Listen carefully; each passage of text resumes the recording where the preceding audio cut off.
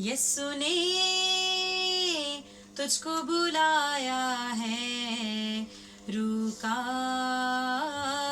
तुझ पे साया है। रूका साया साया, रूका साया साया, उसने तुझको जाना है और तुझे पहचाना है।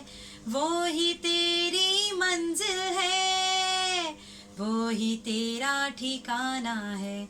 यीशु ने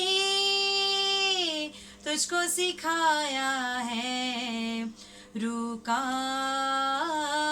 तुझ पे साया है। रुका साया साया, रुका साया साया।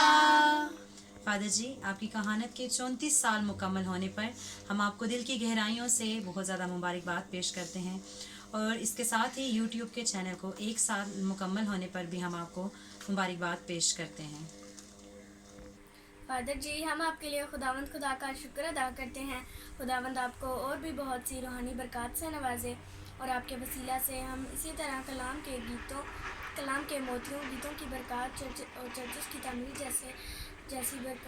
जैसे कामों की बरकत से करते रहें। आमीन।